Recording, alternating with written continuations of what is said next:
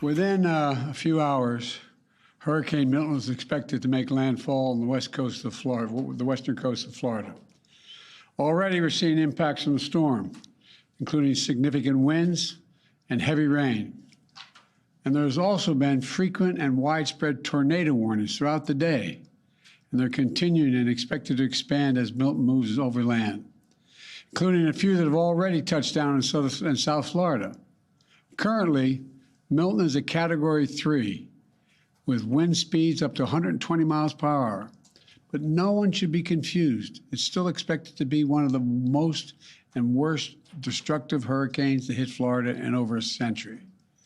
You know, both the heads of the National Hurricane Center and the National Weather Service made it very clear in conversations I've had with them earlier today.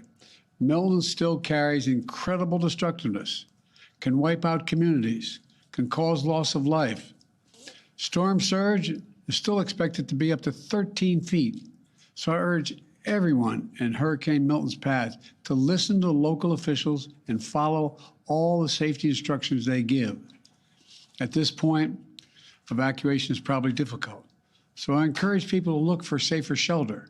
Sometimes moving just a few miles can mean the difference between life and death. We've already approved emergency declarations for Florida. We have thousands of federal personnel on the ground. We've staged and are ready to go. We have 20 million meals, 40 million liters of water. At my direction, the Secretary of Defense, Austin, has pre-positioned search and rescue teams, helicopters, and high water speed vehicles as close to the storm as possible, so they're ready to conduct life-saving missions. And the administrator of FEMA will be on site tonight in Florida and the state's Emergency Operations Center. Both Administrator Criswell and I will be in constant contact with state and local officials in the hours ahead. Once the storm hits, we're going to work with state officials to clear debris, restore power, and do it as fast as possible. The Army Corps of Engineers will pump out water and decrease flooding. We've already directed the Department of Defense to be ready to provide active duty service members to support Florida after the storm surge if Governor DeSantis requests the help, which I expect he might, just like we did in North Carolina. I have surged over 1,000 U.S. Coast Guard personnel to perform search and rescue missions and reopen the port of Tampa as soon as possible. Now, I want to reiterate a point I made clear earlier today to the folks who have been impacted by Helene. This impact, and will be now impacted by Milton. Over the last few weeks, there's been reckless and irresponsible and relentless promotion of disinformation and outright lies about what's going on. It's undermining confidence in the people in Florida and incredible rescue and recovery work that has been undertaken. Literally, there are thousands of fellow Americans who are putting their lives at stake and putting on the line to do the dangerous work that needs to be done now. And it's harmful to those who most need the help. Quite frankly, these lies are un-American, and there is simply no place for them.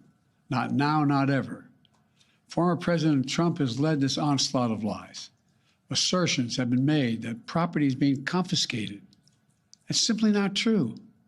They're saying people impacted by these storms will receive $750 in cash and no more. That is simply not true either. They're saying that money needed for these crises are being diverted to migrants. What the heck are they talking about? Stop it. It's outrageous. It's just not true. Now the claims are getting even more bizarre. Marjorie Taylor Greene, the congresswoman from Georgia, is now saying the federal government is literally controlling the weather. We're controlling the weather. It's beyond ridiculous. It's so stupid. It's got to stop. Let me close with this. As difficult as these days and weeks have been, we've seen incredible courage by so many of our fellow Americans. I want to thank all the first responders for running toward danger instead of away from it, for saving lives and making a difference. FEMA personnel risking their lives, climbing on hillsides to reach people who cut off by Helene. Army National Guard flying through the gale wind force that it's amazing what they're doing. Firefighters lifting collapsed wood and metal, an attempt to see if there are survivors, any survivors under the debris, risking their lives. Coast Guard teams rappelling from helicopters to rescue people and risking their own lives. And there are countless friends and neighbors who have sacrificed for the greater good. Volunteers leaving their own families behind to help search for someone else's family. Fellow Americans looking out for one another.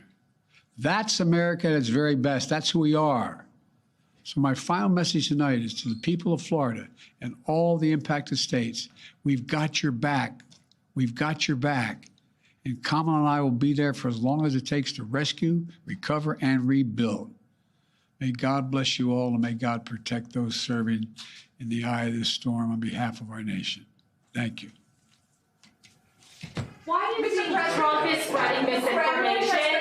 Why do you think former President Trump has sent testing kits to President Putin during the height of the pandemic? Do you have a comment, sir? Why do you think Trump is un-American? Why do you think Trump is spreading misinformation? I don't know. I simply don't know. You can speculate, but I just find it. I've used the phrase more than I've used it ever in my whole career. Un-American.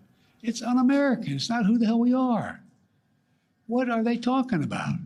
Sir, have you considered calling him and asking him to stop doing that? To stop spreading it? Oh, come on. Mr. President, does Governor DeSantis need to take Vice President Harris's calls? All I can tell you is I'm talking to Governor DeSantis. He's been very gracious. He's thanked me for all we've done. He knows what we're doing, and I think that's important. Can you say that Florida has everything it needs for the storm? How was your call with Netanyahu today? We didn't talk about the storm. Thanks, everybody. A rather extraordinary